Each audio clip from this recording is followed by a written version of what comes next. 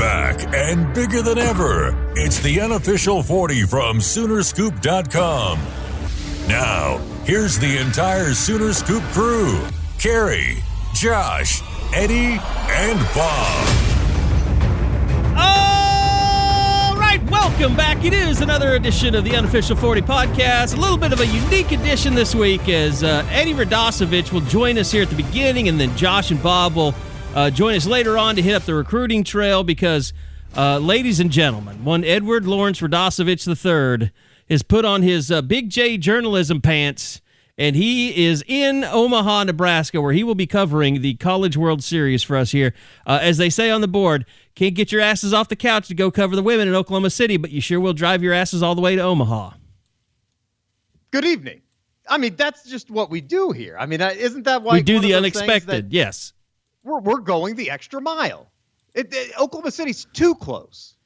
I went. It's too easy. Yeah, City. It's too easy. Yeah. So yeah, we're coming to Omaha, Nebraska.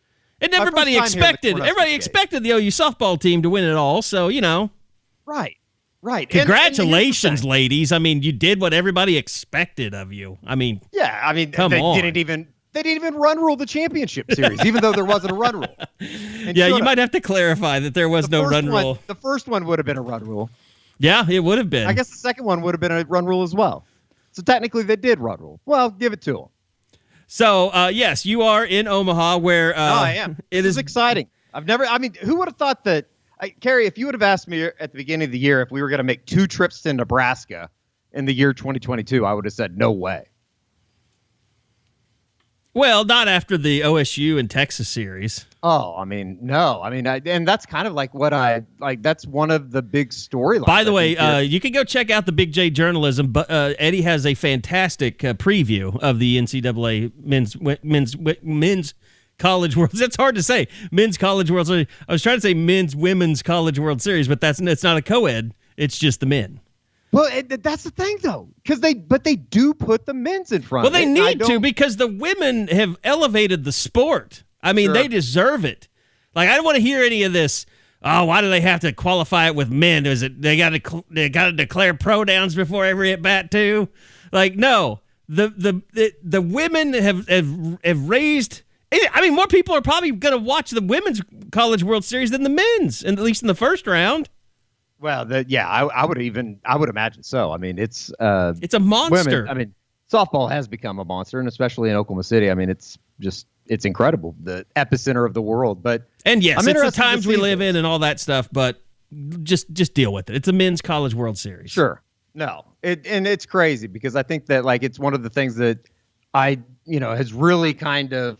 I was thinking about driving up here today was just the fact that you go back into the middle of April, and I remember we would mention baseball and stuff on the podcast and kind of just do little updates. And there were some serious moments. And, I really like Skip Johnson. It's pretty obvious that, we have a decent relationship. And, the way things were going and the way that the bullpen was throwing at the end in the middle of April, there had to be some tough conversations there as far as what is the direction of the program. And I think that, even more so for Oklahoma fans was just the fact that you look at, where this thing is going as far as going into the SEC and knowing how good that conference is in baseball. And, what they've accomplished certainly hasn't helped the facilities by any means. I think anybody that is associated with the OU program knows that there still needs to be some advancements made in that area. Well, but now that softball's taken care of, this is a great start. They can start focusing on baseball. So, no, but you wrote about it today. I mean, I think everybody is now a fan of Oklahoma baseball. They've gotten a taste, but you kind of walked everybody through the season. By the way, you had 2 number 2s, and then you went to 4. I don't know if that was you didn't really. Oh, whoops! There you go. I should have looked at it before it went up. No, it's okay. I can handle it. I'm going to do as much heavy lifting as I can. This is quite an accomplishment getting Eddie to Omaha. It wasn't the most popular decision in the scoop offices this week. Somebody wouldn't let me go, but they relented in letting Eddie go. Because I've never been to Omaha either. Not like I said that before. Never to the old Rosenblatt. Never to this one.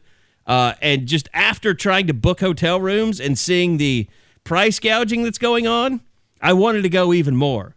I mean, we're talking. It sounds like they make Lubbock look like it's child's play. Yes, they do. I mean, we're talking downtown regular Marriott, $719 a night.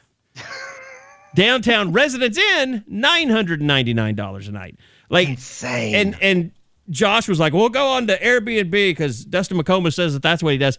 And like, I went on to Airbnb, and I've done VRBO, I've done Airbnb. I didn't know this until I looked at rooms in Omaha. Like, you can Airbnb just to a room in a house. Oh my God. And that like, would it's amazing. Be the most like, awkward thing of all time. You go to Airbnb and it's like private room. And it's just a picture of a bed. No other pictures. Like, not what the outside of the house looks like, not how big the house is, like, not if you're in a dungeon. Like, it's just a picture of a bed. And I was like, I don't care. I don't need to save that much money. I'll pay, we got some decent rates because we're staying at the Media Hotel. But sure. Yeah, it's insane how many people are descending on Omaha. And I guess we can say, and because, like you said, it's been 12 years, it's kind of like in our circle, we've kind of forgot if this is a big deal or not anymore. And you're going to get to experience it firsthand. No, I think so. And, I think just, talking to Skip throughout the season, and especially when it kind of started becoming a reality, when they started playing well and they won the 5 series in a row at the end of the season, he offered it up more and more, just as far as, he's been here. He'd been here with Texas. And I think that, it's an experience. It's something that, any college baseball player, when they start the season, and, I think Oklahoma's been rolling out some videos that they shot at the beginning of the season, during the preseason, even during the fall, about, what's your goals? And, you get Peyton Graham or Kendall Pettis or any of those guys to talk about, getting to Omaha. That's what everybody, half of college baseball has something about Omaha on an outfield wall like Oklahoma does at Eldell. And, I think that kind of resonates. It's going to be cool to see these guys kind of get their first view of, I always want to call it Rosenblatt DT Ameritrade, but I know that it's Charles Schwab Field now.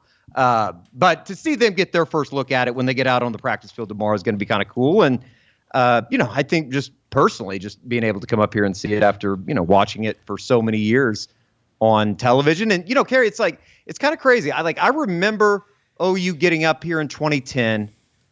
94, though, I remember that team, but I don't necessarily remember that team, if you know what I mean. I remember the name. Yeah, no, I just don't remember obviously those remember games. it better. That was a year when I want to say they beat Auburn in the regional, the super regional at the 89er Stadium. All sports. Sports. I kind of remember maybe going to that, but I was 6, 7 years old, so I don't really I was probably rolling on the hill.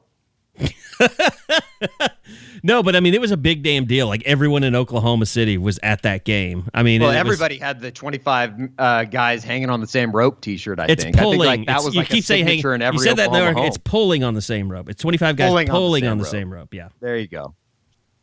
No, but that was the thing. It's like they had to go to Florida to go through it. Then they had to go to Virginia Tech. So you didn't really get to have that communal kind of celebration like you did when they went back in 94, and it just kind of built. I remember, I went to the Big 8 tournament that year, and they played Nebraska, and I think they might have gotten beat before the reach. I can't remember how it played. It just seemed like that was a weird tournament, that Big 8 tournament that year. But the whole Damon Minor being so good at baseball, and Damon was fantastic, and but you did kind of get to learn the players as the season went along, which is what is so fun to see, is like people figuring out who Jake Bennett are and getting to see Cade Horton. And obviously, people knew, if they knew anything, they probably knew about Peyton Graham on this baseball team heading into the season, but then get to see Jackson Nicholas do what he's in, and especially Pettis. The way Kendall Pettis, the way he's played, Jimmy Crooks, was really good in that Florida regional. But it's like all these guys, you get to know who they are, and what they're, and obviously Tanner Treadaway is the one guy that everybody just comes out of that region like, holy shit, like that guy's good. He was incredible. He's been really good over about the last month and a half. It seems like he's basically going into the NCAA tournament. He was hitting damn near 400 for the last month. You have Kendall Pettis, who's hitting 393, and it's kind of cool too that Tanner Treadaway's relationship with Skip Johnson, who, his grandfather was actually Skip's mentor when he was at Pan Am down in Texas when he was first breaking in as a coach. And, I think that like stuff like that is especially meaningful. You don't hear Skip talk about like being emotional too much. And I think that is something that kind of tugs at his heartstrings, is being able to do this with, a guy that he's kind of watched grow up in front of him. And, it's unique too. You have, I think it was Chaz Martinez tweeted something out. I think it was maybe last night, talking about how his dad has now sent, him and his brother both, Renee, who was on the OU 2010 team. Mm-hmm. They've both gone to Omaha with Oklahoma. So, those are the kind of the cool stories that, hopefully we can kind of explore. And then, obviously, like, I know that everybody that, is real in depth on OU baseball knows about Reggie Willits and what he's brought to the program. But, it's a major difference. It's a major difference in what they've done on the base pass. Obviously, they come up here having stolen the most bases of any team that's still left in the tournament. So it's been a night and day difference. And, I think that anybody that maybe watched this team and, the New Orleans series when they blow a late lead in the ninth inning, or, obviously the Texas series when everybody was watching, or the Bedlam series when they should have got out of Stillwater with the series victory. Those are frustrating times. And I think that, for them to be able to kind of weather that storm and then get on a roll, it's kind of been special. It's been a lot of fun to watch. What can you tell us about Oklahoma's first opponent, Texas A&M? They kind of mirror Oklahoma. I think that, it's one of those teams that wasn't expected to be as good as they've been. It's a little bit different in that, Jim Schlossnagel's down there now from TCU. There's a familiarity there with the brand of baseball. And, I think more than anything, Texas A&M is basically a team full of transfer portal guys. And they took advantage of being able to get guys in there that have experience, that, they were probably doubted by a lot of people, especially within the SEC. And, they've been able to kind of weather that storm, kind of like how Oklahoma has. And they're just as hot right now. It's kind of interesting that they're the first two teams out of the gates on Friday. And you look at, Oklahoma hasn't lost a weekend series since April 10th, which is just insane to think about. Texas A&M hasn't lost a weekend series since April 4th, the week before. So they've been really, really good. They've put themselves obviously into position to where, they were a national seed. They're one of only two national seeds that made it up here, which is kind of unique in a way. And, I think that it's a really interesting matchup, particularly with Oklahoma and A&M, as well as who else is in their pod with Notre Dame, who was kind of the story of the NCAA tournament last week. And then Texas, who, Oklahoma's more than familiar with. So those are kind of the three teams that Oklahoma's going to have to get through. The one thing that is different from the Women's College World Series with the stuff up here is they don't flip brackets. So just you go into the loser's bracket if you lose. And those are your three teams that that you're going to have to get through if you want to make it to Saturday in a championship series. So essentially, you have one team that will make it through, and then everybody else will fight for that other spot to get into the championship series. Yep. And then I think I saw today that Schlossnagel, they did announce that Nathan Detmer is going to be their starting pitcher. He's a sophomore. Kind of good news for Oklahoma. He's a sophomore right-hander, but maybe, I don't know. Maybe they've kind of found their way against left-handers. When you have Brett Squires and Jackson Nicholas getting base hits off left-handers, it makes everything feel a little bit better than where that thing was maybe even a month ago before the Big 12 tournament started. Any reason to think that Jake Bennett's not Oklahoma starter? No, they've been setting it up to where it's going to be the regular rotation of Jake and then David Sandlin and then Cade Horton. Maybe just because Cade Horton's pitched so well over the last couple of weeks, maybe if they were to lose, maybe they look at throwing Cade Horton in the second game. But, I think that's obviously something that they would decide when they get there. I think it's going to be Jake Bennett. That Horton is the least likely guy to log a bunch of innings. I mean, he's made his way back, but it seems like he's still a guy that they're very cautious with his pitch counts still. Horton? Yeah. Yeah, you look at the last three starts that he's had, the most notable starts that he's made, the Texas game again in the Big 12 tournament, and then his back-to-back starts here over the last 2 weeks with the season literally on the line in a regional final in Florida in Gainesville, and then Monday out in Blacksburg. I think he's been right under 100 pitches. I think it was like 96. Yeah, he's logging 5 and 6 innings around there. I mean, max. Yes. Yeah, and I don't think that they necessarily would be, uncomfortable if he got to 100 and, it's a tight ball game, but I with the way that everything I'm just saying like a couple of days later. Like, oh, sure. Yeah. How much I would think that they would want to give Cade more rest than their other pitchers. Yes. Just because 100%. of his recent injury history. 100%. 100%.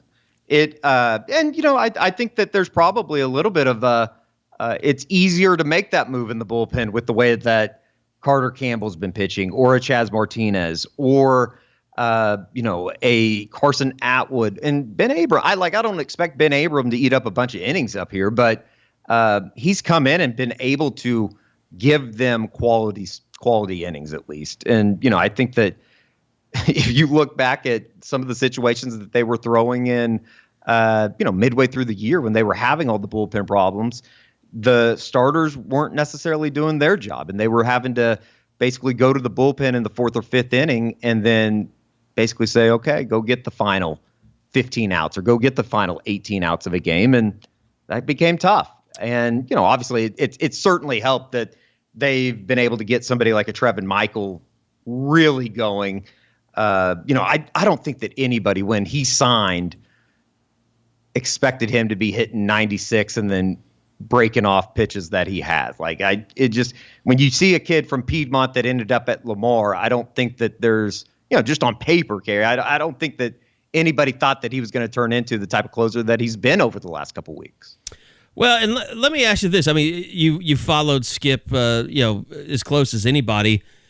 Do you expect that after you go through a regional and a super regional and win it, that there's any tweaks to the lineup for the College World Series? Or obviously you're not going to do anything with Pettis at the 9 hole. I mean, that's just been a great marriage there.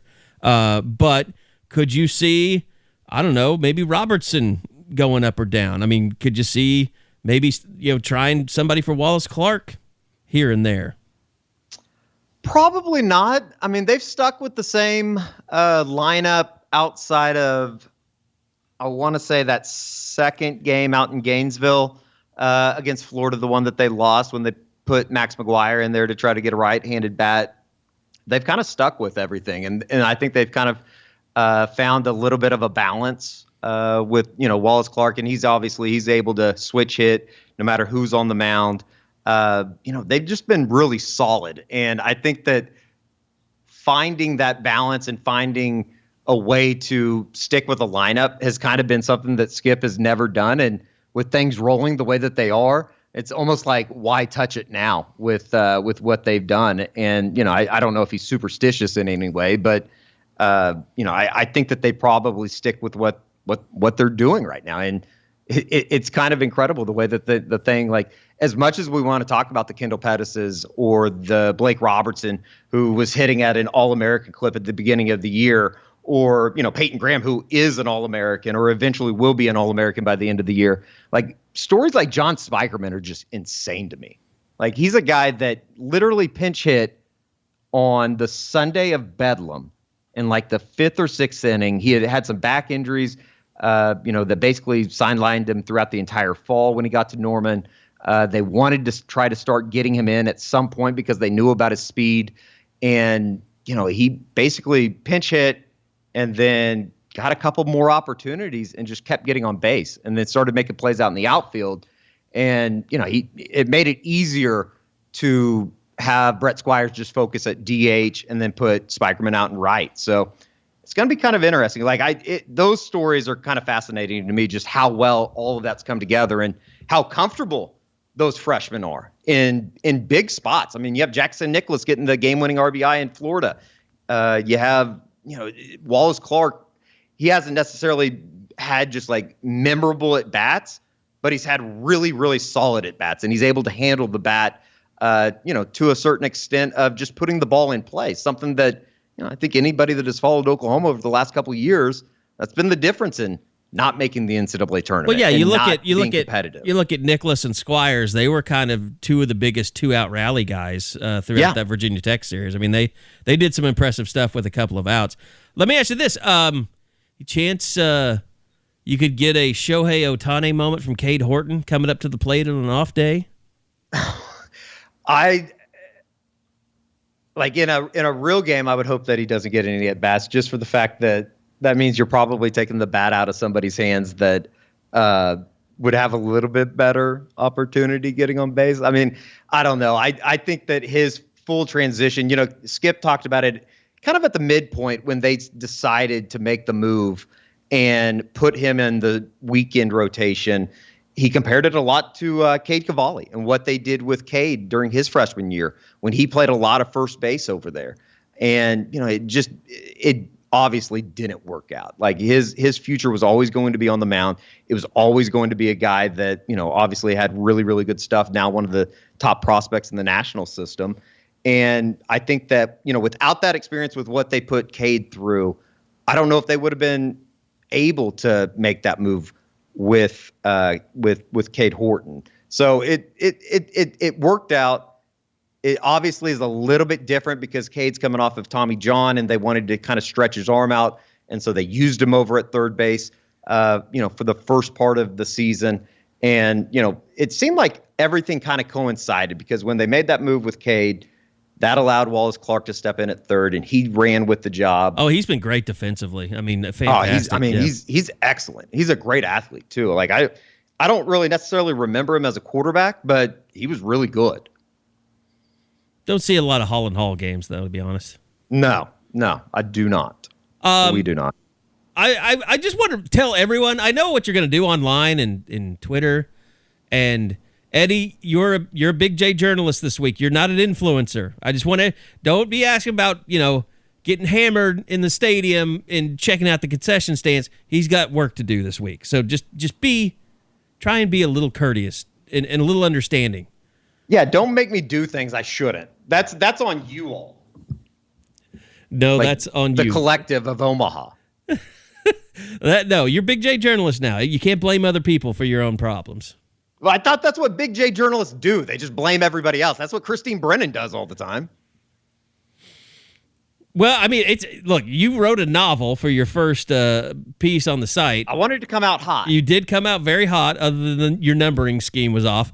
But I'm really interested to see what this week turns into because it should be good. I have faith in you as a writer. I think you have a really good style, and we're going to see it on full display. I'll be home basically playing the role of Eddie, just grabbing video off of the server and getting it ready to go with his story. So it's a real reverse of fortunes this week. I'm looking forward to it. No, it's going to be fun. I think it's going to be, it's not one of those things that I necessarily like. I don't know if I can sit here and say that I expect Oklahoma to win a national championship this year. I don't know if I'm ready to go there, but there are things over the last month that you just kind of go, damn, they're like actually playing really, really well right now. And they have a good, I don't know, like spirit about them. Like it's just a baseball team that I've tried to explain this before, but it's like, they're not cocky or arrogant, but they do rub people the wrong way. And I think that they know they rub people the wrong way. And I don't know how that translates into a spot like this in Omaha. I just don't think they're a big IDGA. They're a big IDGAF team. Yeah. Like Peyton Graham's kind of like the leader of this whole thing. Yeah. And he's not very loud. He's not very boisterous, but he pisses people off because he's a twig out there just hitting bombs left and right. And I'm telling you, as a baseball player, that pisses you off. They don't have anybody that is necessary. Like Blake Robinson's obviously a really big guy. He's like 6'6", 6'7". But outside of that, I mean, they're very normal, very average looking athletes, if that makes sense. I mean, I'm going to tell you, Jake Bennett's huge, but it's a nice collection of, you have guys that, in Tanner Treadway and Peyton Graham who have been around the program, kind of paid their dues, and then you work down into the freshmen, into the guys that have kind of spent some time around this thing. Yeah, and even their young guys. I mean, Cade Horton's sitting there, redshirt freshman, basically got a full sleeve on a tattoo sleeve on his left hand. Yeah, it's a good look. It's a really good look. It's a good look for a pitcher. It's a big, it's not like I know pitchers pretty well. Like I can watch a pitcher and tell like if he throws a pass ball, like it's going to get in his head, or if somebody gets a jack off of him, it's going to get in his head. Cade Horton's the kind of guy, like, I just don't think now he did get rattled a little bit when Virginia Tech, who was at the kid had that massive blast off of him. Chris Diamara or whatever. The left-hander or whatever, yeah. Which was interesting, though, because after that 2-run homer, things could have got really tight. Yeah, and he handled it well. All of a sudden, it's 2-2, and I think the next pitch he threw a ball, and then he just started spotting his breaking ball like he hadn't done all day, and just started mowing people down. And I guess the thing that stuck out to Skip was, and the pitching coach in him is after he throws that first ball after the home run, he goes to the back of the mound, kind of recomposed himself, and then got right back in. Yeah, and got after it. And I think that for a guy that was making his probably 10th career start or 8th career start, there's a lot of maturity there, and especially for a guy that was coming off Tommy John surgery. Well, and all you have to do is compare it to the Florida pitchers and the Virginia Tech pitchers, because you literally saw those guys fall apart in front of your eyes. Yeah, there's no doubt about that. And it's interesting that they ran so much during the season. They really haven't run as much, but it's always on people's minds because they know about the 142 stolen bases coming in.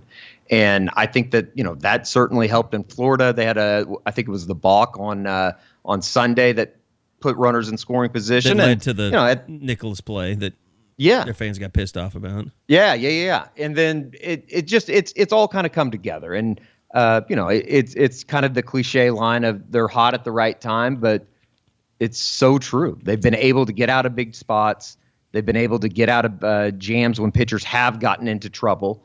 And, it's a lot easier to, play this game, obviously, when you're up 3 or 4 runs. And they've been able to do that because they've gotten big hits early in games and been able to build leads. And, Cade talked about it on Monday after the Blacksburg Super Regional. Is just you go out to the mound and you have a 2-0 lead. It makes things a lot easier on him.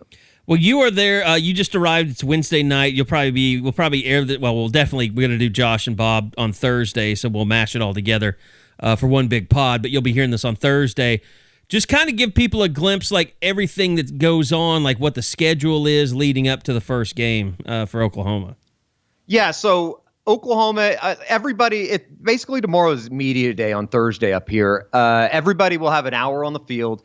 A&M's the home team because they're I think they're doing it by higher national seeded seeds. But I don't I know that A&M is, but I don't know how Notre Dame and Texas. I don't know how that's decided. I probably need to look into that, but neither here nor there.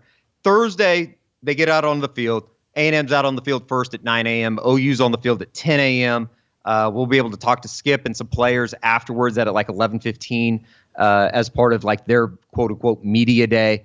And then, so on and so on. Everybody has an hour out on the field tomorrow on Thursday. And then, Friday afternoon, it all gets going. So 1 o'clock here in Omaha, it should be really interesting. And then, obviously, you don't play back-to-back days. So regardless of if Oklahoma wins or loses, they will play on Sunday. If they lose, they play at 1 on Sunday. If they win, they will play at 6 o'clock on Sunday evening. So that would be pretty cool if you could set up an OU Texas or, OU Notre Dame matchup come Sunday night.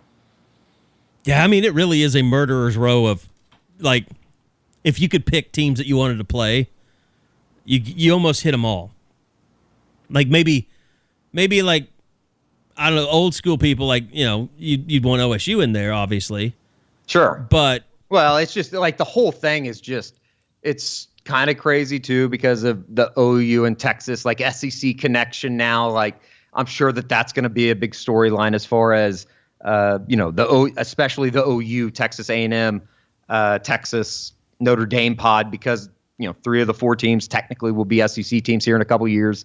And then, obviously you got Arkansas and Old Miss and Auburn on the other side. So it's going to be SEC heavy. There's no doubt about that. I'm kind of interested to see what this entire scene is, I guess, all about. It's tough for the Big 12, too, because they can't, hide Texas and Oklahoma behind other Big 12 teams that are there in their social media posts and all that stuff, because they're always like, congratulations to our Big 12 teams. And it's like they show everyone but Oklahoma and Texas just to kind of. It is going to be kind of interesting to see how the Big 12 handles the social media aspect of that. I mean, I don't think that they're going to screw them over by any means, but it has to be a little bit funny. I know people want to say well, Texas and Oklahoma should withhold their money from the Big 12. It doesn't work that way, though. The money gets paid to the Big 12, not to Oklahoma and Texas, for being there. I think Joe C. might have to contact somebody about that.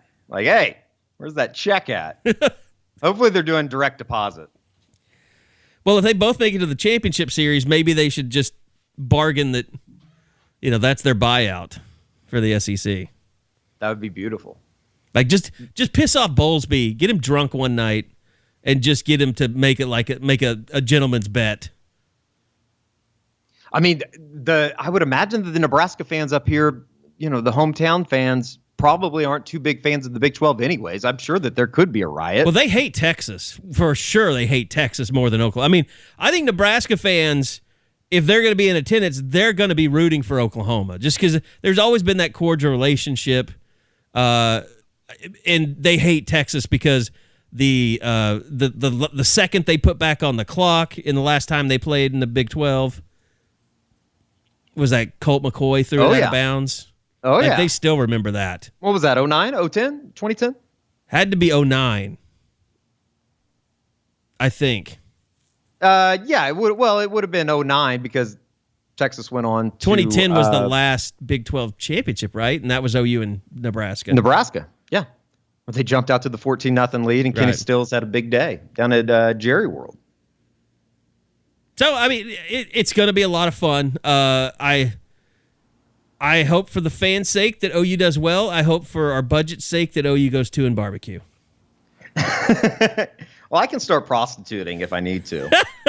No, I was willing to prostitute the hell out of this trip. I was willing to sell Unofficial 40 merch out of the trunk and do awesome live if we would have been in the parking lot, just pushing merch all over the place. I wonder if they let you do that. I don't know. I could see I've been told it's kind of like a college football tailgating atmosphere over in the parking lot. Yeah. I don't know though. I have no idea. I got to go kind of check out that scene tomorrow. I need to go get the credential and all that kind of stuff in the morning and get all kind of set up for the media day that will come. So it's going to be fun. I think that we're going to have a lot of interesting stuff coming out of here. And we'll keep checking in from Omaha when we get chances, depending on how this thing goes. It won't be the last you'll hear from Eddie from Omaha. So we'll put together some, when it's warranted, we'll put together some podcasts for you guys, kind of like this one. And looking forward to everything coming out of tomorrow, everything coming out of the team. Of course, they just left the airport send-off today.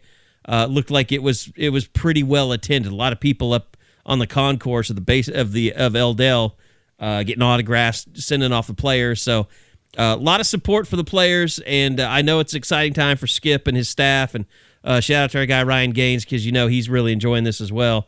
But going to be fun following along, and we'll come back. We'll tell you a little bit about Dead Soxy here, and then we'll talk to Bob and Josh about everything going on with recruiting. So, Eddie, I would say enjoy yourself, but don't enjoy yourself too much. Big J journalism, Big J journalism and a brand of maturity is what we will go with throughout the rest of the week until trouble comes up here, unless Eric Bailey starts making me go out at all hours of the night. Now, we didn't even think about this. With all the steakhouses in Omaha, we're going to have to put you on a per diem. We can't have I'm on a diet. We can't have like a 75. We can't have you getting the $75, dollar prime cuts and stuff like that. I'll make some of the Texas people. I might make Brian Davis or somebody pay for it. You know that's not going to happen. Not with all your followers. They're going to demand that you pay for it. Money.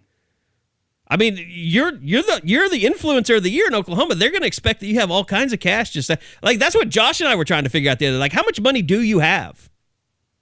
Like, I'm poor. I don't really buy that. I think maybe you're hoarding money. I wish that was the case. I wouldn't have a dent on my car if I had money.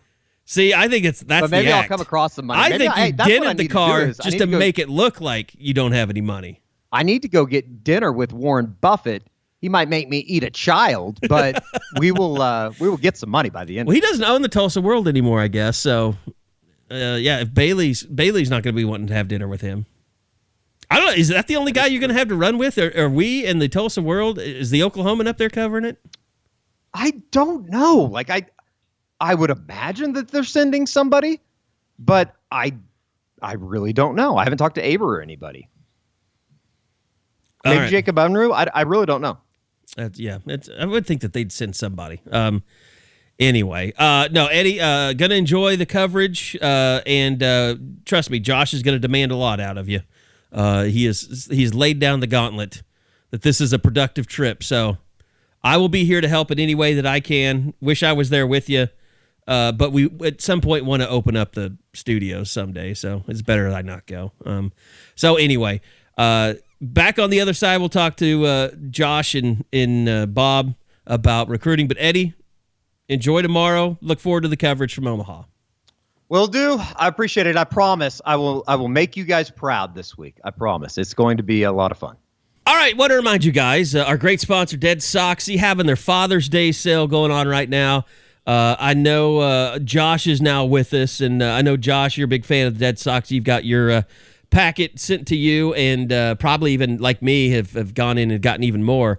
So just a great time of the year. Get your no-shows out there. Eddie's big using those on the golf course, and it's just nice to not show some socks while you're out there wearing your sneakers when it's so hot outside right now. So deadsoxy.com. Remember, it's their Father's Day sale going on right now. 35% off site-wide. Go to deadsoxy.com. That's deadsoxy.com. Take advantage of that 35% off site-wide sale. Promo code SCOOP, and you're going to get 35% off your entire order. That's the collegiate socks. That's the Maker Bayfields. That's the no-shows. That's the boardroom. Anything on the site, 35% off. So happy Father's Day from Dead Soxy. They want to reward all you dads out there with great deals. I know some of you probably can't get it in time, but you might as well take advantage of this order. So 35% off. Use that promo code SCOOP. And as always, stay Soxy. All right, let's get into, we've had the baseball chat. I know, Josh, actually, I think you're probably a little disappointed to miss the baseball chat because you don't, actually, of all the other sports, you don't really hate baseball. No, I'm good with baseball. I mean, you like softball. I know softball is probably number one on your non-football. Mm-hmm.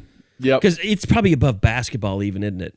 100%. 100%. Wow. There's no question. What did you call them last week? Ball and stick sports or something like balls, that? pull sports, yeah, like that. Those, I don't know why I just gravitate toward those. And I watch, a lot more MLB than I do college baseball. But there's no question, like regional, You're super such a regionals. whore, though. Like, you've had a different major league team, different parts of your life, as long as I've known you. My dad is a listener, and he is literally nodding his head as we speak because I grew up, and that was the deal. And I picked the Marlins because basically my dad sat me and I was like, quit jumping from team to team. Pick a damn baseball team. And so I was like, I'm going to pick the Marlins because when they were expanding and everybody was kind of, from Oklahoma's Rockies. So I was like, I'm going to be a Marlins guy. I have been, anti the norm since I was very young. So I was like, I'm going to go Marlins. And stuck with them for a while, got sick of, like, oh, we built this good team, and now it's just a fire sale. Like, I couldn't do that anymore. It was Wayne Huizinga, right? That screwed it all up? He was the one but they went through several ownership groups, and they just, the same model never changed. I mean, that was like, okay, that's all. That's the only way they're going to do it. And they built the new stadium with, like, was it with like highlight blood money or something like that was involved in that? They kind of bamboozled a whole neighborhood. Like, I think it's in Little Havana. there in Miami, and like they kind of convinced them they were going to do all this stuff, and they just didn't live up to any of their end of the deal. And then they put that embarrassing thing in center field. Yes. Well, I mean, I kind of love that kind of stuff, but that's me. But yeah, so I was like, screw it. And my dad, again, huge Cardinals fan. I was like, I'm going to be a Cardinals fan. I'm going to get on board here.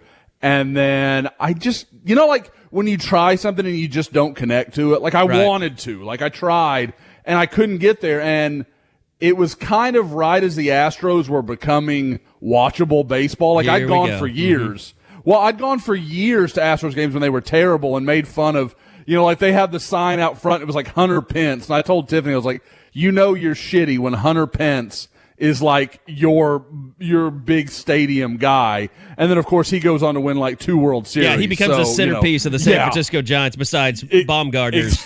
Exactly. Run. I mean, so, yeah. So I got to be the asshole there. But so, I mean, it just kind of like everyone's like, oh, you jumped on the bandwagon. I mean, and kind of. I mean, I'm not saying it's not kind of fair, but like I'd been watching them for a long time, and I just kind of liked them.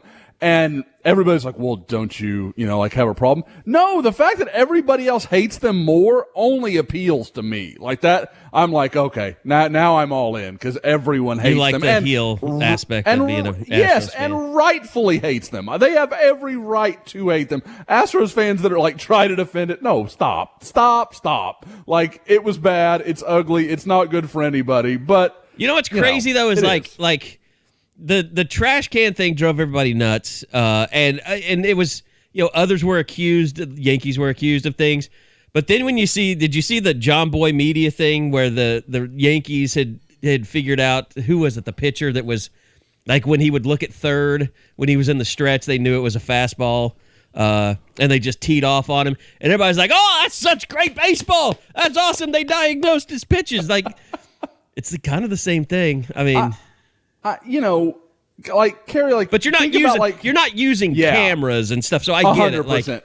Like, there was that. That's where the line got crossed when technology got involved. Right. That was a different thing altogether. But like stealing signs or looking for tells, like we talked about the Josiah St. John Red River shootout 100 times, like because they were reading off him. Like that's just smart. Like if you're ignoring that stuff, absolutely, that's totally your own damn problem. I don't mean to say it's not fair. I mean, as a former baseball player, totally fair. But it is funny how that gets celebrated like that. I mean, anyway. All right. I'm sure people didn't tune in to hear about Josh's Major League Baseball interest. Tons of camps. You flew into Oklahoma a couple times this last month. Really appreciate that. And spent a lot of time around the summer camps. And you put out a hot 11 for offense and defense so far. But let's just start overall impressions. I mean, I think it's what we've talked about this entire time. Just really impressed that Brent Venables is able, not just one camp, not just 2, but all 4 sessions in his final sessions, to get guys in here that legitimately are, big-time D1 prospects and guys that they end up offering. And maybe, I don't know, maybe Van Buren is the best example of guys that, just couldn't help themselves and wanted a camp. I mean, even Mr. Denton, Jackson Arnold, like he just wanted to go out there and throw. Like it was just infectious. The way that the coaching staff kind of imparted the desire for players to compete and come compete in Norman. I mean, Kerry, there's no better example than me flying up twice in the matter of 2 weeks to go to 2 days of camp when, over the last 4 or 5 years, it's really been a question of like, do you guys even need to go over there? Like you and Bob who live in Norman, it was much more we're going to go talk to the coaches and see what's going on with off season. Like there was nothing, I mean, not nothing, but there was very little meaningful recruiting and evaluation going on at those camps. But well, when you bring in Trace Ford and work him out and then don't offer him, I mean, that was part of it too. There are people that still catch hell for me for that. That was a miss. That was a miss. So, but yeah, I mean, it is, there's just no way to deny it. And Bob wrote the great story, earlier this week, just documenting all the offers that went down. And it was a great event. I mean, OU has now made a new quarterback offer in 2024. You mentioned Michael Van Buren, a guy that I first saw last year watching a late night West Coast game when his school, St. Francis in Baltimore, had traveled to play De La Salle in Northern California. And, I was watching Derek Moore, but I was like, who the hell is this little sophomore quarterback? He's making some great throws. And watched him at camp and still was like, well, okay, he's really good. And then I went back and watched his sophomore tape after the offer actually happened. And that's a dude, man. Like, I know people are centered on DJ Lagway, and I've had a hand in that because I'm telling people, like, there are Cam Newton, Justin Fields-like comparisons there. I mean, he is that kind of physical talent. So I get why people are excited. But if it doesn't work out, and OU were to end up with Van Buren, that's really good. I made the comparison still a championship-level week. Quarterback. Yeah, I made the comp earlier this week to Chris Leak. That's who he kind of reminds me of. I think he's maybe got a little more juice, just a little more overall athleticism, but he's very accurate, throws an incredibly good deep ball. His timing is excellent. There's a lot I like there. And, again, you're talking about a guy that playing at a major program in the Baltimore area. So Oklahoma, and I know OU fans will almost be leery of getting into Baltimore, a major program. Yeah. So when's he going to transfer to USC? Exactly. I know that shoe is going to drop, but there is there's just no question. I mean, that is a potentially big thing for OU.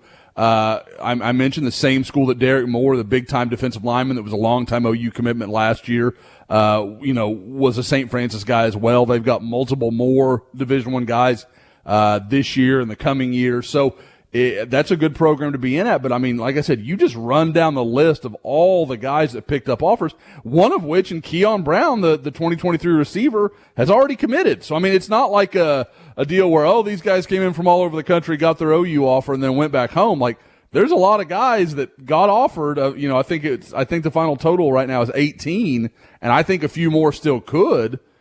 And, I mean, if you told me 8, 9 of those guys end up as part of those classes at Oklahoma, I don't think anybody should be surprised. They really did a nice job just bringing one guy in after another. Well, and I know, people puckered a little bit when Brent started talking about, we're not going to offer kids until they played varsity football and stuff. But to see them bring in a lot of 20, 23, 24 kids, even 25 kids, I mean, this is a staff that really is working ahead, even though the first impression was they weren't going to be that way, or maybe they weren't going to put as much emphasis on younger players. They clearly are. Oh, 100%. And what's really funny, Kerry, is one of the guys that you could speak to more than I, because I know he really impressed you in that last session came up, was the one guy they kind of broke that rule on, because I think Jeff Lebby didn't know what the model was going to be, because the offer happened almost immediately after Lebby was announced as OU's new offensive coordinator, was to Corian Moore from Duncanville in Dallas. And I know, I liked what little I got to see, but I know you and Eddie and Bob were just blown away with what he brings to the table. Yeah, I mean, just a guy that clearly, and I didn't know he was that young, but just the explosion that he had, the step, the change of direction, he was different. I mean, it was different. And there were some really good receivers. There were some kids there. Who was the kid that got the offer like a couple of days after that we just kind of overlooked a little bit? Yes, he just got the offer in the last couple of days. The kid that was wearing blue shorts, I think. Yeah. Tall. The receiver. But he was just a different type of receiver than Moore. Like, Moore is a guy that's more explosive, more violent. Kind of reminds you a little bit like more of a Mark Clayton type in terms of just sheer, just explosiveness on the field. And like, when he plants his foot and turn, you see a lot more tire dust spark up than with most guys. Yeah. Bryant Westco from Midlothian. Yeah, the Westco you were talking about. Yep. So, and he was a good player, but like compared to Moore, it's like, I'm like, okay, well, that's a potential 5-star guy. And the Westco kid is like, he's just a really good player, and he might be a really good college player, but he doesn't just jump off the page like Moore did. Yeah, and I mean, so that brings the total to 19. So, wow. I mean, almost 20 guys picked up offers during this camp, and of those 19, only one of them didn't camp, and that's King Joseph Edwards, a Rivals 250 kid that came and visited and has. And that was before camp started, right? Like a couple. No, of days? he was there on day 3. Okay. Yeah. He was hanging around. I mean, and he's a guy that I'm pretty confident that. I mean, he's from Buford, a huge program in Georgia. So I'm pretty confident that Todd Bates went and saw him this spring, was familiar with him, or Miguel Chavis, one or the other, and went through, saw him, and really just wanted to, like Brent talked about with the model of having the guys come in, visit, and then that's how people that think, and Kerry, like, there are some things, we talked about it after that introductory press conference, those first couple of press conferences Brent did, me having some questions about some of the things they were saying and some of the things they were going to do. And I think some of it was, this is what we think we're going to do. And then as they've had a time to talk about it and work through it, it's changed a little bit. I don't think they've said, hey, this is it. This is all it's going to be. I don't think they've drawn hard and fast lines. But I do think the one thing that they clearly put a lot of value in is you need to come and see us. You need to express interest. And then we're happy to, reciprocate that interest. Yeah. I mean, we're not here to chase our own tails, basically. Yeah. Like, you've got to show interest for us to be interested.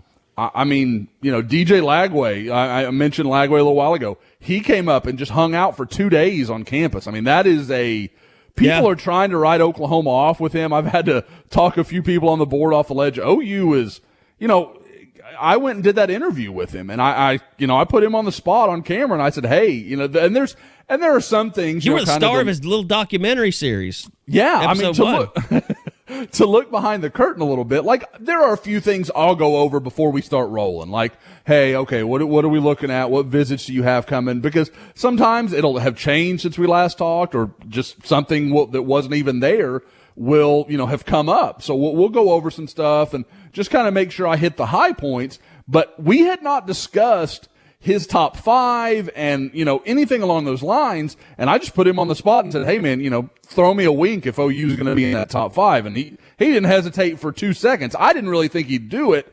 But, I mean, when you're saying things like that, that means OU's going to get an official visit. That's or, something along those lines. Whether he waits that long to commit, I don't know. By the way, I did think this was telling as well. Like, okay, what is Jeff Lebby going to be as a quarterback whisperer? Like, what is the attraction going to be? Are guys going to be interested? Like, are the national guys going to be interested in Jeff Lebby? And, well, DJ Lagway is one. Van Buren is two. But I think what went under the radar a little bit is Zach Wilson's little brother, Isaac Wilson, showed up to camp. And, I mean, like, Eddie talked to his dad a lot, but I was standing there as they were having the conversation, but, like, he literally is, and I'm sure I hope that Zach's got them a private jet to make all these trips. But, like, he threw like 200 passes like the day before at some 7-on-7 event, and they were concerned about how he would look and stuff. But I mean, he's attracting big time guys to come in here and just work out for him. Yeah, I mean that's a Rivals 250 kid, and then you had a guy that you mentioned Isaac not really getting a lot of love. A guy that came in that not a lot of people are talking about, Stone Saunders, the 2025 kid from Bishop McDevitt in Harrisburg, Pennsylvania, came in. He is, for those that name doesn't mean anything, that's the same school that LaShawn McCoy came from. So, I mean, they have a history of some big-time athletes coming out of that program. This is a guy, Kerry, has Texas A&M, Wisconsin, Michigan, Louisville. This is Maryland. I mean, some good offers for a kid that is about to start his sophomore year of high school. So I think there is, it's clear Lebby is both going to cast a wide net and secondarily can bring these guys to campus. He can get them to come visit. Like, I think all the stuff we've heard, and, you guys have talked about it sitting in press conferences with him, he's incredibly likable. Like, he is a very easy guy to chat with, and I think that resonates with the players. I think it resonates with their parents.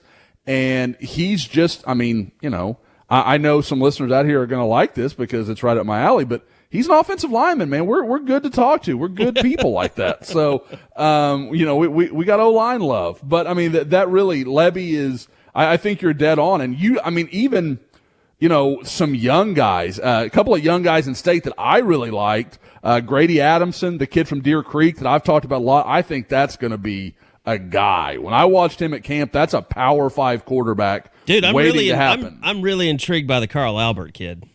Yes, Cash Ferris, a 2025 quarterback from Carl Albert. That guy looks like, I don't know if he's going to be an OU kind of guy. No, I'm not saying from that, but just big, tall, throws the ball well. I'm not saying, but sure. He's going D1 somewhere. Sure. If you told me he signed with Kansas State 18 months from now, it wouldn't shock me at all. I'm like, okay, I could get there. Good athlete, totally gets the RPO game, very comfortable. Hell, look out for like Iowa State maybe. Mm-hmm. Oh yeah, absolutely. There is especially the way Iowa State recruits Oklahoma, and then just to kind of in a quick one because he's so young, but Enid might have a guy in Connor Quintero, a 2026 quarterback. A little undersized, but he's a friggin' freshman. Let's not, I'm not going to get too crazy knocking a guy that, has not ended middle school or it just ended middle school when I was seeing him at camp. So long way to go for him, but he spins a nice ball. He's got some Elite 11 background. There's a lot in state, I think, at quarterback. And, we're not even talking about Shaker Rising, Jackson Presley, the new move in at Jinx, that's got half a dozen Power 5 offers in that same 2026 class. There is a David McComb at Edmond Memorial. There's a lot to like. It's in state at quarterback in the coming years. So after what's kind of been a dry spell, honestly, there hasn't been that same in-state quarterback talent that we'd seen for a while. It seems like maybe it's going to pick up over the next 2 or 3 years. Yeah, I think that was the take that I took my take with the session that I went to was just how impressive it was to see that much offensive talent in camp. And I know by that session, the defensive guys had kind of died down. There were just a couple, guys that you really wanted to see. I think one was the safety that moved to linebacker, or the linebacker that started at safety and moved to linebacker that you guys were watching in the afternoon session. And one lane. Yep. But now, did he end up getting an offer like a few days after?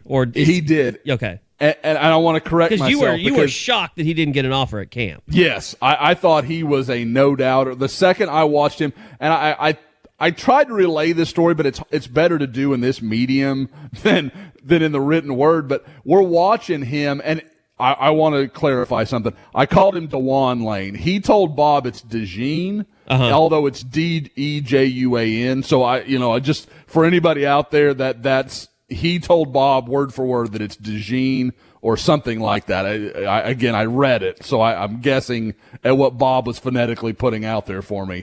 But what I did want to say is, so I'm watching him, and he's going through linebacker drills, and he'd gone through safety in the morning session.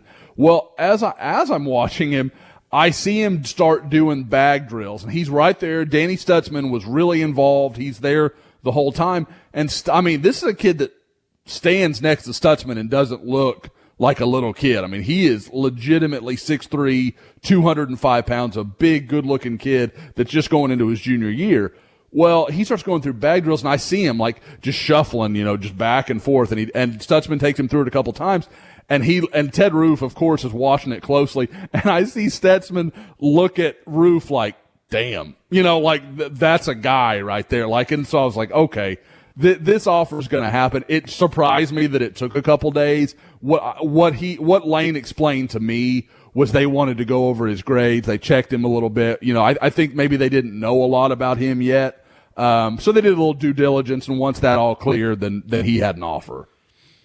Outside of that, just defensively, we talked a lot about it. Is there anybody that we really left off offensively that, you've got to, I'm trying to think. Now, the running back that committed, did he camp? No. Caleb Hicks did not commit. He was in for an official visit last week, and obviously we can get into all of that. But no, he wasn't a camper, and just really, like I said, not like I said, but he was a guy that I always do that. I want to act like I was having a conversation. But no, he was just a guy that I think just didn't want to waste any time. And I feel really bad, if we want to get into that, feel really bad that he wasn't on my forecast, because I was having a conversation with a really good source last week about a different player, and the person kind of said, yeah, at running back, it could be Caleb Hicks and somebody else. and it registered, but I was so focused on the other story, I don't think I took it to mean like, okay, he's probably just about in the boat. That's who they're dialed in on. So as soon as he did it, I was like, oh crap! And I knew it, and I was like, man, I'm what can I say? I am totally into the competition of the forecast, so I am a little pissed I missed that opportunity. But I mean, was there anybody else offensively, camp wise, that you really wanted to highlight that, or did we hit pretty much everything? I think probably the only other guy, just because it was a little bit of a limited group, we talked about Keon Brown several times already. I would say the only other guy is Casey Poe, the offensive lineman, the only offensive lineman at camp that picked up an offer over the 4 days. Big guy to Lindale, kind of East Texas for those that aren't familiar. Big shot thrower. I believe he won state for Lindale in the shot this year. Always like guys like that. It kind of speaks to athleticism and explosion and those kind of things. So I think that's a good indicator, and really well put together guy. Real broad shouldered, long armed, but lean. Not a big heavy guy. Like he really, and we've talked about it for years, Kerry. He at camp. Bill put him at center, Bill put him at guard, Bill put him at tackle, and he did fine at all three. Like I was like, there's no greater thing you could have done when I was talking to Casey himself than doing that, because we know Bill values that flexibility about as much as anything else he loves in an offensive lineman. He loves guys that can do a lot, and he can plug his best five in there kind of regardless. Okay, so defensively, who was the most impressive visitor they brought in, and who did they make the most ground up with? I think you'd have to say David Stone is probably the most, notable visitor they brought in. A top 10 guy in the 2024 class. Not a huge surprise. He's back from IMG, an Oklahoma City area guy, but he didn't have to camp. He's already got his offer in hand. He camped at OU last summer, even though this staff, at least all of its members weren't there. He could have just come and hung out. He didn't have to do that, but he wanted to come and compete. That's kind of who David is.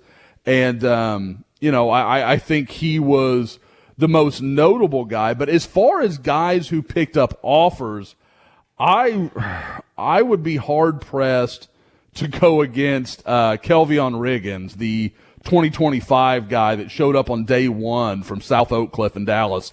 Again, I never know people listening how familiar they are, but South Oak Cliff kind of shocked the world. Won a state championship last year, the first in DISD in Dallas Independent School District in 60 years. It was a big deal. Like that just doesn't happen.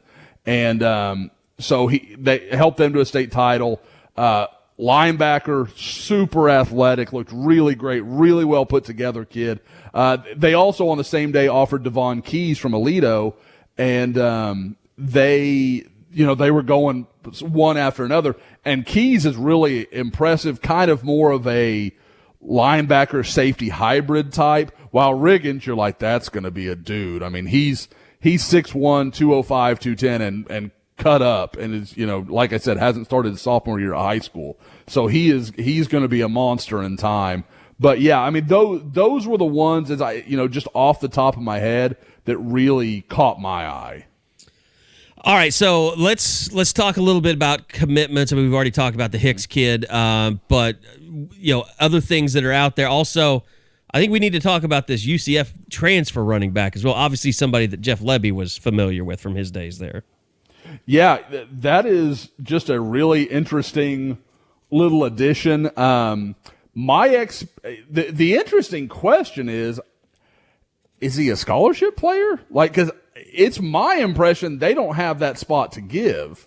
Yeah. But it's possible that our numbers are just wrong. And there is somewhere else that either hasn't announced it or quietly, just kind of slid out. I don't know the answer to that question yet.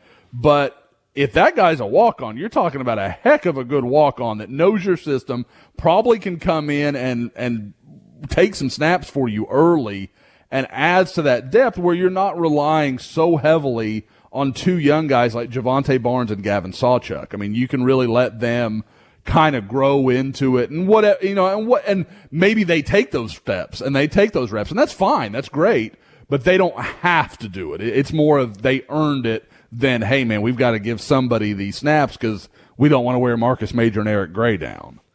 Yeah. I'm trying to think. Hicks, has there been anybody else this last week? Yeah. You had Cade McIntyre. That kind of big athlete from Nebraska. Cade McIntyre, another guy, visited during the whole camp thing. He was there. I believe he came in Wednesday, Thursday, and then left early Friday morning, right as camp was getting rolling. Big athletic guy, 6'4", 200 pounds. Another one of these guys, and I know OU fans are, and we probably need to get into a little bit. OU fans getting a little nervous. These last few commitments have been 3 stars, and it's not the 4-star. I have to stop joking Rivals about that. guys. I have to stop using that as a joke. I mean, right? There's 7 commitments right now, and 6 of them are 3 stars. I mean, I get why people would be like, "Oh, that's bad." When I watch Caleb Hicks on tape, I don't see a 3-star. I see a Rivals 250 kid all day, every day. Josh Bates, I know there are people around that program that think he's the best center in the country in the class. That's fine. Like, whatever anybody else wants to evaluate him as.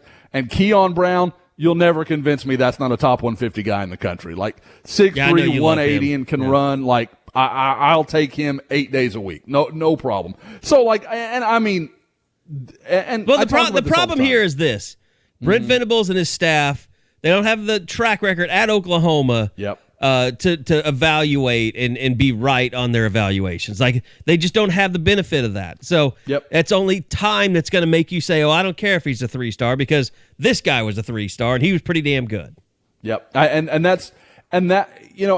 are 2 things. First, you're not wrong. You're not going to win betting that everyone else is wrong all the time. Like, the house always wins in Vegas, and it always wins in recruiting. The best players usually turn out to be the best players. Mathematically speaking, it holds up. 4 stars are better than 3 stars, 3 stars are better than 2s, and 5s are better than everybody, just everybody. So, like, okay, that makes sense. That's not to say, though, that there aren't exceptions. And when you look at what Brent built at Clemson, everybody likes to talk about the Brian Brazees and the Dexter Lawrences and all the big 5-star linemen and the 5 stars they landed, and that's fair. But it ignores that Grady Jarrett was a 3-star guy that nobody talks about. That guy may end up in the Hall of Fame. Like, he's having a great NFL career, is one of the best defensive tackles in the NFL, and was an afterthought in recruiting. Brent and his staff went and found those guys. Like, so, again, if your whole class is 3 stars, the odds that you're going to get great results are small. I don't believe in that. At the same time, you're going to have some, and some of these guys, I would say at least 3 of these 6 current commitments end up as 4 stars, and may end up in the Rivals 250 conversation. You know how words have multiple meanings? Well, I got in a lot of trouble for referring to a coach as a psycho. Well, now you're beloved for it. So, but I will words say can this. have separate meanings. I think psycho has a different meaning with Brent Venables. Like, when you talk about his evaluation of players and his just complete sellout to identifying talent and evaluating talent, like, he's a total psycho about it, like, in a good way. Like, so if he's going to see a guy, especially on defense, and he's going to offer him, don't worry about it, because Brent's a freaking evaluation psycho. He is absolute, like, he'll leave no stone unturned. No. Guys, I'm so used to talking to the group of us. But remember, just a few years ago, that it was Isaiah Simmons, a kid out of Kansas that no one gave a flip about. Brent was like, that guy's pretty interesting. Turn him into the number 8 overall pick, a first-round draft pick. I mean, like, that's not just, again, you can't do that all the time. But at the same time, you're not going to bat. If you bat, that's one of those things. Like, if you bat 500, that's about as well as you can hope to do. You bat 500 with 3-star guys, you're doing a hell of a job. Like, because everyone loves to point out Sam Bradford, no one wants to acknowledge, all. And I'm not going to list names, but you can go to the Rivals database Hunter and Wall. all the 3-star quarterbacks that have signed with OU that didn't have great careers. Hunter Wall, Drew Allen. I mean, like, there's other guys, and it's. Again, that's not a shot at them. That's just the reality of it. They were very good high school players. that were a coin flip and how they would go in college. Sam Bradford, it turned up heads. I mean, if you want to look at it that way, and a lot of other guys, it turns up tails. Like that's just the way that goes. So you can't live like that. But again, I think a couple of these guys, it's a lot like I have to say, like, the Sam thing is so stupid though, because like if Sam Bradford had been playing like at a powerhouse program, let's say he was playing like if he was out at Modern Day something. You're going to go here? Oh, Eddie's not going to like this. I don't care. Eddie's going to be very upset. I mean, look, we all know that he had their team, his junior team was a lot better than the senior year team, and he was running for his life. But like if he was playing at a powerhouse program like somewhere out in California, he would have been a 5-star. He was just he had that much arm talent. I don't know. Like, he would have definitely been more highly regarded than he was. I agree with you that because I remember talking to his head coach, and we were having the conversation, kind of before Sam had really any major offers, and he said, Iowa State kind of came in and was like, well, we don't know what, I think Michigan had come in the day before. I have a caveat. Yeah. If he hadn't played every sport on earth, besides football, he would have been a 5-star. Because, I mean, like, when you talk about arm talent, Sam's arm talent in high school wasn't that evident. It was once he got in a weight program, stopped playing basketball and golf and doing everything else he was doing, and could finally put on some weight, all of a sudden his arm went from to, that's pretty good. Like, he could make all the throws. I'm telling you, you're wrong, because I was as much of a film nerd as you were, and when you would watch him roll out of the pocket and throw it deep, like, because he was always rolling out of the pocket, but like, if he stood back in the pocket, I remember highlighting film of his and breaking it down. This is like the beginning days of Scoop HD. Like, the throws that he would make over the middle when he could just drop back and throw it were amazing. Like, and you saw his arm strength. But he also had passes where he was getting chased, and a guy was tackling him, and he still threw it anyway, thinking he could get it there. And it looked like he wasn't even worthy of getting a scholarship at any Division I school. Well, and that was the thing. Like, I remember talking to people that were so excited about him as a junior, and then as a senior, they were like, "Oh no," because he was almost 1-to-1 touchdown to interception as a senior. It was like 21-19. He was running for his life on every play. They had one offensive lineman in Myron McKinney that I can't remember where Myron signed now. I'm going to blank out. And they had three. We all thought really Myron good McKinney players. was really good. I mean, like, he was going to be a good Division I player. I thought OU should have offered Myron. Like, it was my feeling at the time. Okay, Myron went to Oklahoma State. Okay, so, but yeah, so it is. Like, I don't disagree, but like I said, with Sam, if you're talking about accuracy with his arm talent, Sam was always special in that regard. I agree completely with that. But like he's going to push it downfield and can really do that. I mean, he could at the high school level, but I didn't see it projecting until all of a sudden he got to college and put on 25 pounds and looked like he went from like this skinny little kid to like, that's a dude. Like, and he did it in a year. I didn't think we were going to get into a Sam Bradford breakdown. Without Eddie here, that's I know, shocker. But I will just say this: the best I've ever seen, even to this day, of rolling to his left and throwing the ball with accuracy. Yeah, he had special talent of accuracy rolling to his left. Which, if people don't know this, for a right-handed quarterback, your natural momentum is to roll to the right and throw the ball. When you throw to the left, you're throwing against your body's momentum, and a lot of people just can't do it. Well, Kerry, you're one of maybe 5 guys who can say they saw pro days of number 1 overall quarterbacks within like a decade of each other. That's not like in the NFL draft industry. 3 of them. Yeah. So, and I remember obviously I wasn't there, but I remember talking to you after that Sam workout, and you were like, "That's as good as I've ever seen." Like, it was unbelievable. Like, and I remember, I think it might have been Mayock, who everybody knows I'm a huge fan of. It was Mel Brandt. Was like, that's the best word. Gil Brandt, yeah. Yep. I combined 2 old people there. Because Gil Brandt, Mel Kiper, I guess, isn't old technically. Not like Gil Brandt, but Gil Brandt said it's the best pro day I've seen since Troy Aikman, and everybody just ran with it. Yep. Yeah, that I remember. That might have was gotten him the very number one excited. pick once he said that. Once that came out of his mouth, there was no question he was the number one pick. No, and again, I think we don't want to get into that. What we want to take away is that Kerry does not feel Putnam City North is a major program. He feels they are downtrodden, definitely beneath that Duncan. team was. I mean, Eddie was gone. I mean, that was the problem. I think that they lost Eddie. They lost the heart of their team. They lost the locker recover. room guy. Yeah, the glue guy. Mm-hmm. Exactly. Yep. All right. So let's throw this out there. We went over the commitments. Recent commitments. Do we want to talk about the PWO, not PWO, real quick, just so people that don't know? I mean, I think it's good to address it on the pod just because it doesn't get into he said, she said kind of things. It's a little more clear, yeah. So over the weekend, Chapman McCown took an official visit to Oklahoma, was the only guy that showed up that didn't already have a scholarship. So he announces on Sunday he is committing to Oklahoma. Now, usually those have some giveaways in the way they, when a guy accepts a preferred walk-on, which is, like I said, which is what I was told coming into the weekend was the situation.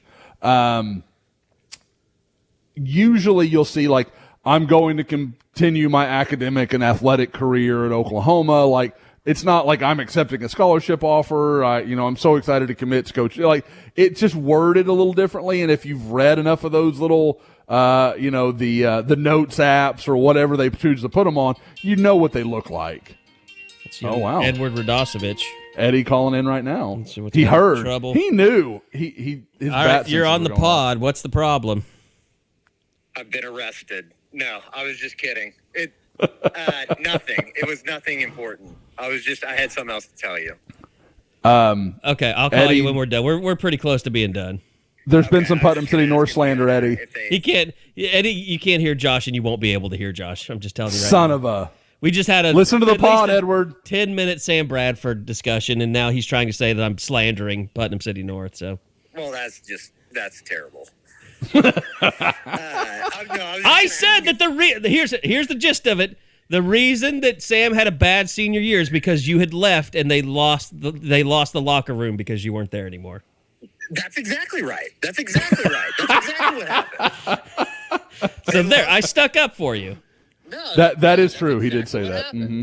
Yep, fair enough. Well, but that's a timely call in then. So I'll call you back as soon as we're done. All right, no problem. All right, later. Oh yeah, so we're talking Chapman McCown. So on Sunday he tweets out that he's committed to Oklahoma, and I put something on the board almost immediately because I had really meant to say something coming out of camp after I'd had a chance to speak with some people and kind of solidify what the situation was. And I posted something along the lines of, hey guys, what's been explained to me is this is going to be a preferred walk-on. They do like him. They're interested. This isn't just another guy. I mean, they use an official visit because they like him. But Chapman, and I've got to believe, someone relayed the message because within about 10 or 15 minutes of me posting that, Chapman just randomly sends me a text message just like, hey, I just wanted you to know I've got a scholarship from Oklahoma.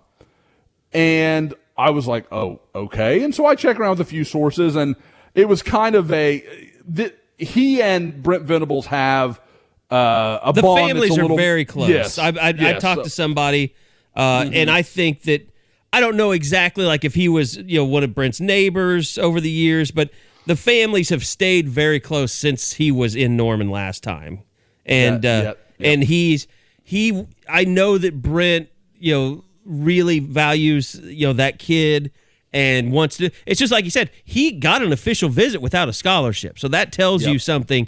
Like Brent is doing everything he can to help this kid, and if he wants to be a part of the OU program, he wants to be a part of the OU program.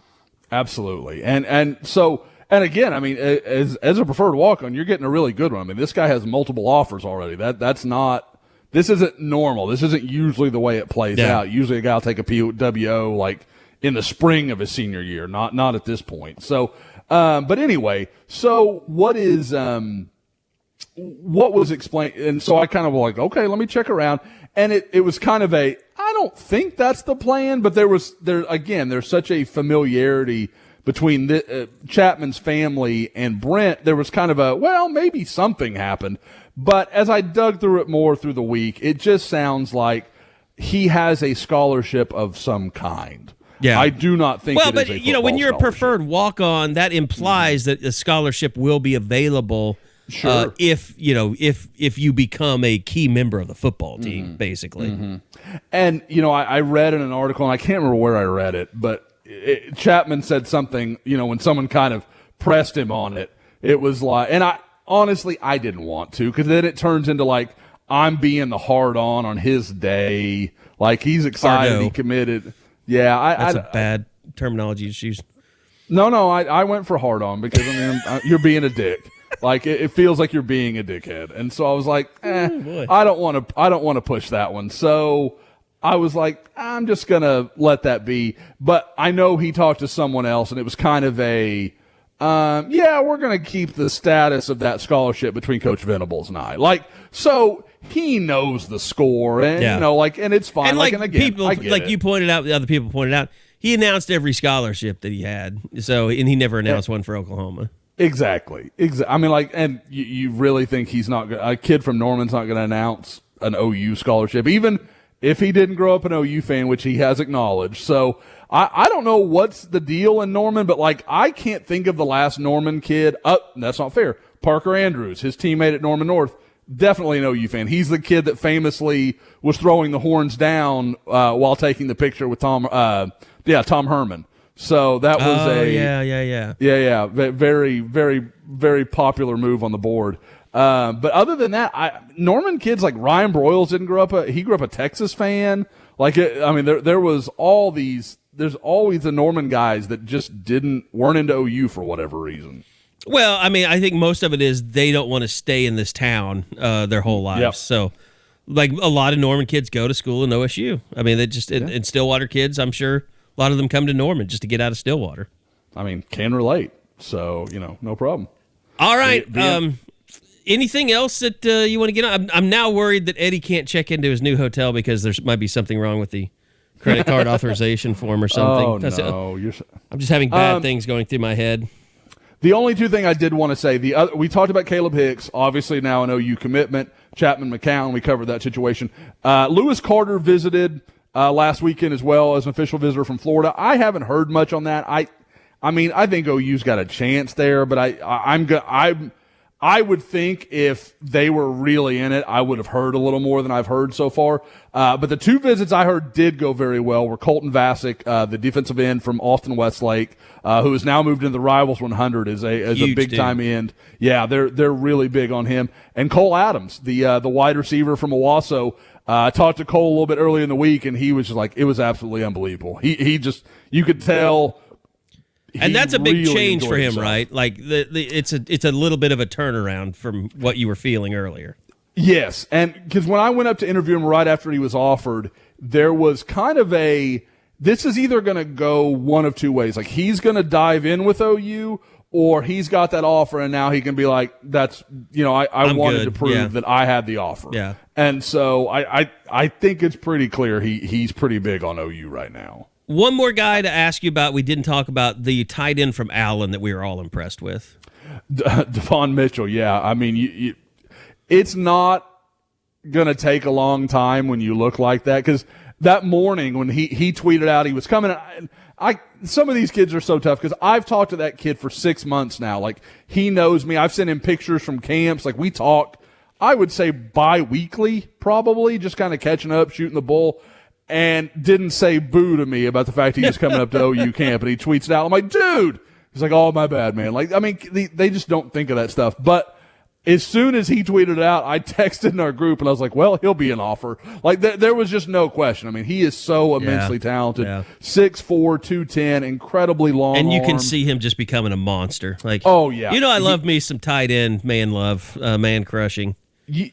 That's kind of your home base man crush. Like, if I could, because there was another guy that I was like, the Malachi Coleman, when he came in for the unofficial visit, was just hanging out. I was like, if you saw him carry, you'd be in love too. Big, long arm dude, same kind of deal. To be fair, I've never been in love I never fell as hard for anyone as I did O.J. Howard.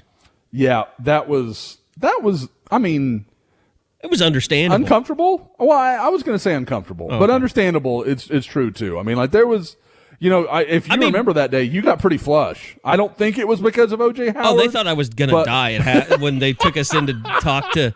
We talked to some they had like an American Pie actor come in there and talk to them. It was weird. Oh, that's right. That's right. It's the guy. I think it's the guy that. It's the guy from Ted, isn't it? That was the rental guy, the rental counter guy, that was best friends with David Strathairn or whatever. Or right. Not David Strathairn. The guy from Top Gun. Yes. From River Runs Through It, the preacher father. Oh, Tom Skerritt. Tom Skerritt. Yeah. Yep. That's wild. Wow. We got to Tom. This pod's got everything. We got Tom Skerritt working there. I'm feeling really good about that. The first Rivals camp, the motivational speaker was the guy from Ted that pretended he was friends with Tom Skerritt. Yes. I don't know what he even talked about, but I remember they were bringing me muscle milk by the bucket full. Like, please drink this. You look like you're going to die. And Eddie and I spoke about this. I think when I was up there for my Oklahoma tour. The messed up thing about you is you wouldn't even let me drive back to the hotel to pick up our stuff. Like, you had damn near died on the sideline. I was like, Carrie, let me drive. You're like, no, I got it. I'm good. I'm like, you're not good. You're I was white. fine. I was just really red, and I don't believe in sunscreen because I'm an idiot. Oh. People. He was. But the problem was I was carrying around so sunburned. The problem was white. I was carrying around a full tripod and cinema camera gear. I got some great footage out of that, but I was carrying around literally 100 extra pounds on my shoulders everywhere. So if I wanted to move 10 yards, I had to pick up 100 pounds of equipment, move 10 yards, and reset up and shoot. Oh. And there were so many OU guys: DJ Ward, Stan Von Taylor. Greg Bryant when he was committed. I'm just going to say, Yahoo released my footage as a sizzle reel. That's all I'm saying. And they showed it to the corporate people. Here we go. So, you gotta bleed for your art sometimes. So I showed you. I hear. Oh no, I was really. It was one of the hardest days of my life. I do remember. I think it was. I swear it was what's his name? Pimp guy. LJ Moore. LJ Moore literally looked at me one time. He was like, "Dude, are you okay?" And I was like, maybe I do need to take a break. Like, maybe I need to go sit down and find a towel and just drench it and put it over my head for a while. The first time like that I ever remember was I was at a camp with Krabby where I was at Texas State 7-on-7. I've been working for Rivals for 2 months, and I am so sunburned. Moses Malone Jr. is like, "Man, are you okay? Do you want to go into this?" Because I was doing an interview with him, and he's like, "Do you want to go into this tent and do this, man? It's fine." He thought I was going to die. It happens, man. You start getting older, and you think, you could do anything. You're still 18. Yes. At that point, I was 19, so I was just stupid. There's no. You need when you live that life, you need the bucket hats and all that stuff. So yep, there's a reason those coaches wear long sleeves everywhere. I have gotten to where I travel with suntan lotion. It gets flagged sometimes at the airport when I go through security, but I don't care. It's coming with me. All right, that's going to do it. Josh, glad we could get you on to talk a little bit of recruiting to go with the baseball. I'm going to get this puppy up, and then I'm going to call Edward and find out what trouble he's gotten into in Omaha. But more stuff coming, and he's got a news and notes that'll be up tonight as well. So, guys, thanks for helping me piece together the pod this week, even though Bob Persbillo is on double secret probation for missing 2 weeks in a row. So we'll see if we can get him back next week. But thanks for listening to this episode of the Unofficial 40 podcast from Soonerscoop.com.